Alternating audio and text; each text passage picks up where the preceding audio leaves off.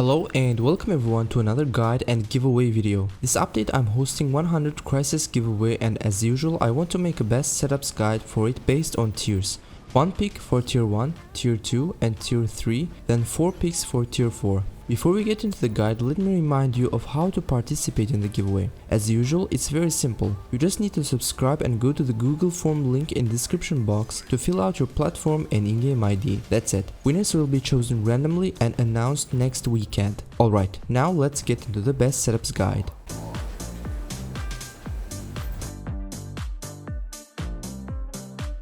So most of my picks here, if not all, consist of sniper setups. You can argue with me in that regard and offer to run brawler builds, but Crisis in my opinion is a serious glass cannon. Compared to many other bots released in the past year, it has one of the least amounts of HP with just 150,000 and Mk3. That's why it needs to be used with weapons that unload in a short amount of time and allow you to get back to the cover to rejuvenate its stealth. Sustained firepower weapons like Viper and Nucleon or Talon for example are not recommended. Despite this, I will give an honorable mention for one brawling setup at the end. Starting with tier 1, my choice would be Kang / Nashorn.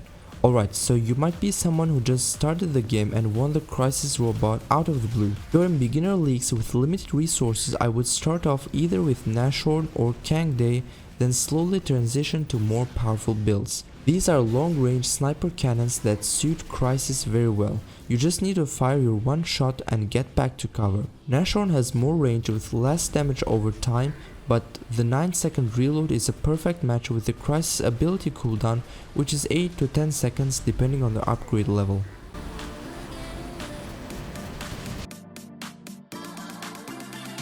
My tier 2 pick is the Zeus weapon, which has 600m range, a bit risky for Crisis actually, but the weapon holds a reasonably high amount of damage output for tier 2 weapon, plus it unloads in an instant, which makes hit and run tactics very convenient. One thing to remember is that with this setup you need to run the guidance operator pilot skill to lock onto targets much faster. This is a must have in order to run the Zeus up to its highest potential.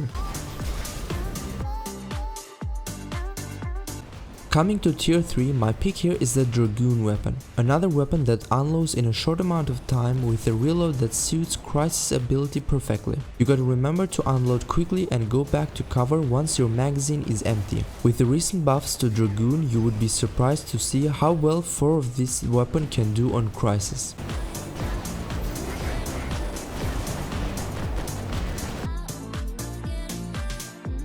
As I said, I would pick an honorable mention for brawler setup, and that would be Glory in tier 3 category. What makes Glory so special is that with the buff it got this year, it has an immense amount of burst DPS. With 4 of these, you can pulverize most of the regular bots in close range. You gotta be careful to engage one target at a time though, and not multiple ones if you're unsure of taking them out at once. Remember that in brawling ranges there are more threats than in sniper. Robots like Lynx for example don't need a quantum radar to destroy you. If you're on the same altitude, their weapons have the exact height with Crisis hitbox.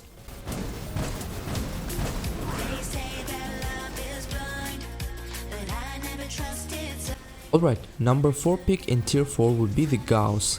One hit kill sniper weapon literally, which bypasses 100% of resistance from titans and robots like Fenrir. Its instant unload and short reload suits Crisis and its ability good enough. Powerman pilot skill is recommended to shorten the cooldown of Gauss further. After filling your nuclear amplifier, most robots turn into ashes in just one button tap, which can be very annoying for enemies. Remember that with such setups you'll get a lot of focus. Number 3 on the list is the Decay.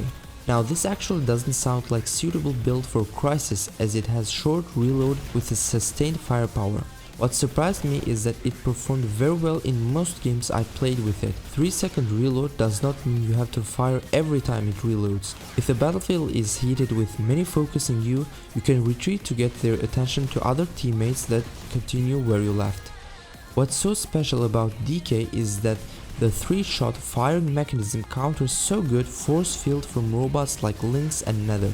First shot weakens the first layer, second shot the second force field layer, and with the third shot it makes the robot completely vulnerable and likely bring its doom if you don't miss the shot or if the target doesn't have protection layers like Last Stand or Stealth for Big Drone.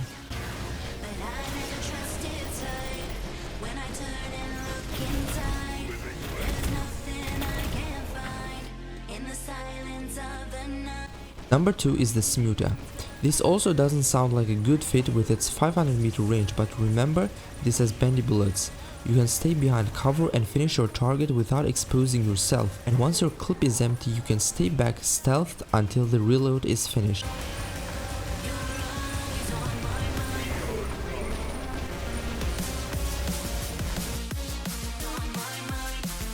The best setup for Crisis is the new Reaper, which should come as no surprise. This new weapon bypasses almost all types of defense including reflectors and force fields. Being a kinetic weapon, it deals double damage against physical shields, and with Crisis ability you can counter energy shields. Beside all these, we have 1100 meter range with very high burst and sustained damage. The downside of this setup is that, like any other best meta setups, it is prone to nerfs sooner or later. I think before ending I should also mention why I didn't add Hwang-Jae and Prisma to the list. Based on test server news, these weapons are about to get a huge nerf.